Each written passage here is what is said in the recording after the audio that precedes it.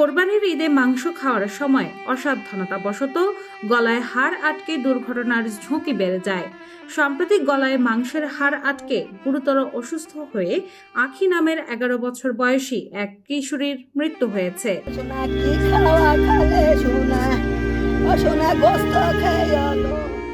এ ধরনের ঘটনা শিশু থেকে বয়স্ক সব বয়সী মানুষের ক্ষেত্রেই ঘটতে পারে, তবে শিশু ও প্রবীণদের ঝুঁকি তুলনামূলক বেশি। বিশেষজ্ঞরা বলছেন, খাওয়ার সময় সামান্য অসতর্কতাও বড় ধরনের দুর্ঘটনার কারণ হতে পারে। তাই খাবার গ্রহণের সময় সচেতন থাকা এবং জরুরি পরিস্থিতিতে কি করতে হবে সে বিষয়ে আগে থেকেই ধারণা রাখা জরুরি। পরিবার বা বন্ধুদের সঙ্গে খাওয়ার সময় গল্প আড্ডা স্বাভাবিক হলেও মুখে খাবার নিয়ে কথা বলা বিপজ্জনক হতে পারে।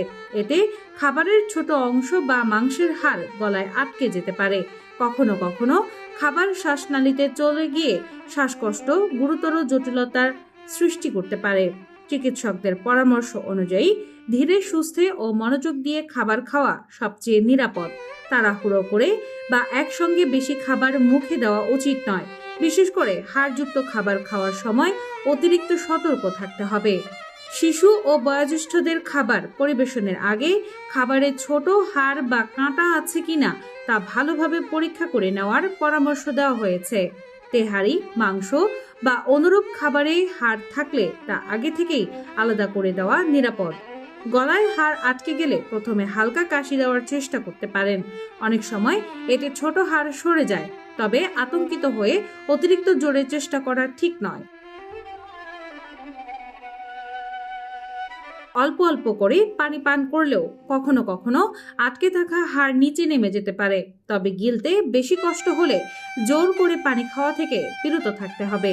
কেউ কেউ নরম ভাত, কলা বা পানিতে ভেজানো রুটি অল্প পরিমাণে খেয়ে থাকেন, এতে অনেক সময় হাড় নিচে নেমে যায়। আবার কখনো গলায় হাড়ের আঁচড় লাগলেও মনে হতে পারে কিছু আটকে গেছে। এ ধরনের অস্বস্তি কয়েক ঘন্টার মধ্যে কমে যেতে পারে। তবে গলায় হাড় আটকে গেলে আঙুল ঢুকিয়ে তা বের করার চেষ্টা করা বিপজ্জনক। এতে গলার ভেতরে ক্ষত সৃষ্টি হতে পারে এবং হাড় আরো গভীরে আটকে যেতে পারে। একইভাবে শুকনা ভাত বা বড় খাবারের দলা জোর করে গিলে ফেলার চেষ্টাও ঝুঁকিপূর্ণ। বিশেষ করে শিশুদের ক্ষেত্রে ঘরোয়া ঝুঁকিপূর্ণ পদ্ধতি ব্যবহার না করার পরামর্শ দিয়েছেন বিশেষজ্ঞরা। শ্বাস নিতে কষ্ট হওয়া, কথা বলতে সমস্যা, লালা গিলতে না পারা, অতিরিক্ত কাশি, বুক ব্যথা, দম বন্ধ লাগা কিংবা মুখ নীলচে হয়ে যাওয়ার মতো লক্ষণ দেখা দিলে দ্রুত হাসপাতালে যেতে হবে। চিকিৎসকেরা প্রয়োজন অনুযায়ী এন্ডোস্কোপের মাধ্যমে আটকে থাকা হাড় বের করে থাকেন। সময় মতো চিকিৎসা না নিলে খাদ্যনলীতে ক্ষত বা সংক্রমণের মতো জটিলতাও দেখা দিতে পারে। ডেস্ক রিপোর্ট, বাংলা বাজার পত্রিকা।